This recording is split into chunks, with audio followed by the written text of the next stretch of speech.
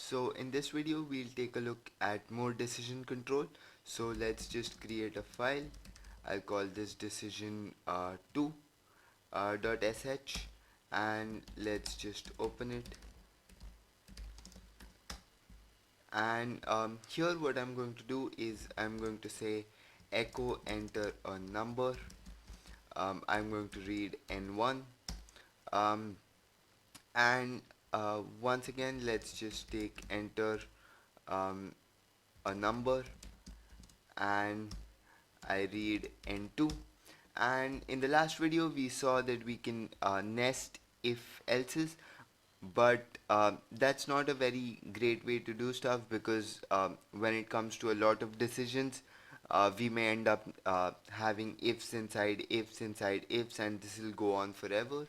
So another way to do this is using something called elif, which is basically just else plus if. So what I can do is if um, n1 is equal to n2, then echo um, first number is greater, elif elif, um, and again I need to give a condition because again I'm saying if. So I say n1 greater than n2, and then again I need a then here, and then I write echo. um, Actually this is numbers are equal, sorry about that. And here I'll write first number greater, and then I can just use an else, and I'll echo second number greater, and then I just need a single fee here. And let's just try running this program, decision2.sh. I need a 777 again, I keep forgetting it. So and now I'll do a decision2.sh, and enter a number, enter another number, it says second number greater. And if I do something like this, it says first number greater, and if I enter both of them equal, it says numbers are equal. So we can create a ladder of these elifs right here, and the ladder can be as long as I want. So I can add another elif instead of this else, then I could add another elif, and so on. So that's one thing. And another thing that I want to show you is let's say I do if $n1 is greater than 0, um, and what I need to say now is and $n2 should be greater than 0, so I want to check if both of them are positive. The way to do that is to use -a and then say $n2 GT0. So this means that both of them are positive, so I'll just echo both positive. Then I write a fee here, and let's just run this now. Let's clear this and run it again. Enter a number 3, enter a number 5, it says both positive.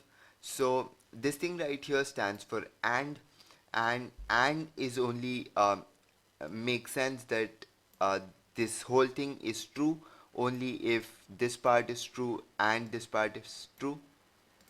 So this means that it'll only print this both positive if both of these are true. And let's just check that. um, I'm going to enter a -1 and I enter a 4. This time it doesn't print anything. And I can add an elif here. I'll add an elif which says actually let's just skip the elif, and instead of an and I just say -o, which means which stands for an or, and I'll just say at least one positive, actually at least one positive.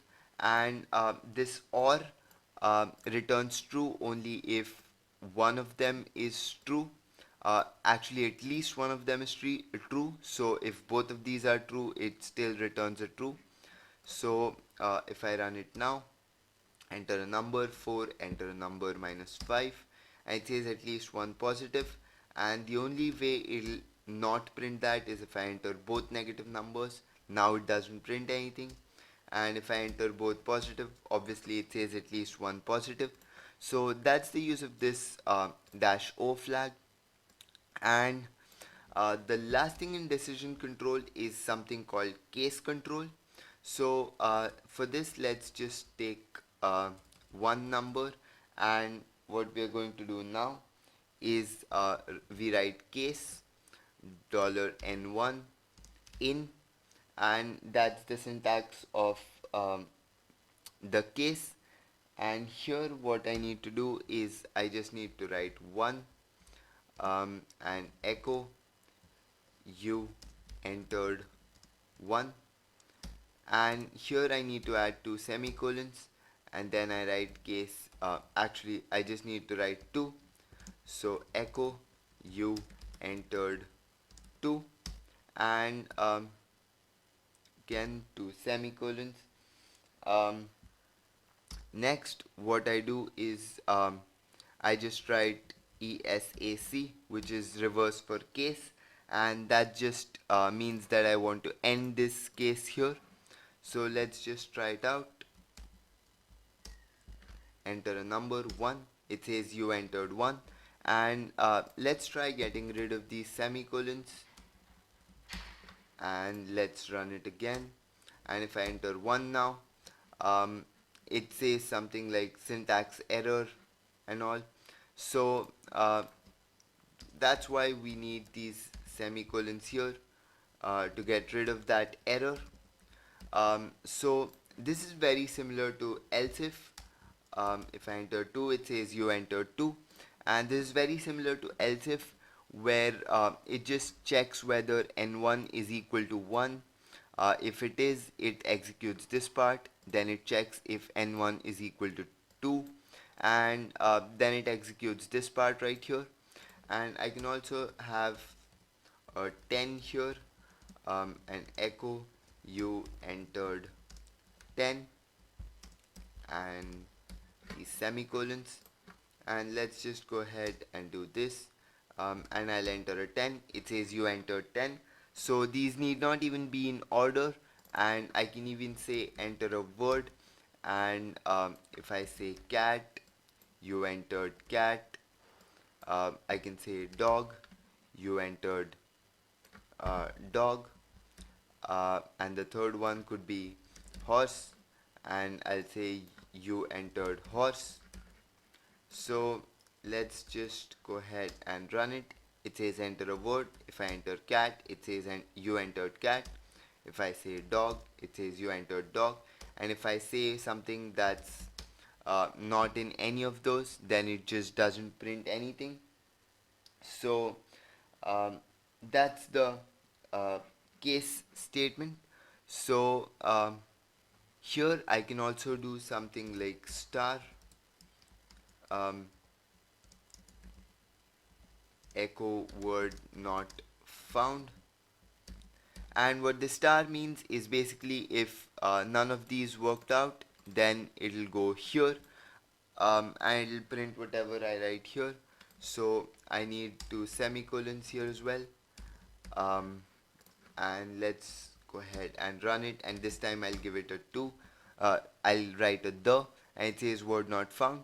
So that's the use of this star right here. So that's about the case statement, and this is actually very similar to using elif. I could have done something like if n1 is equal to cat, echo you entered cat, elif n1 is equal to dog, you entered dog, and so on. The only disadvantage with using a case statement is that I can only check equalities.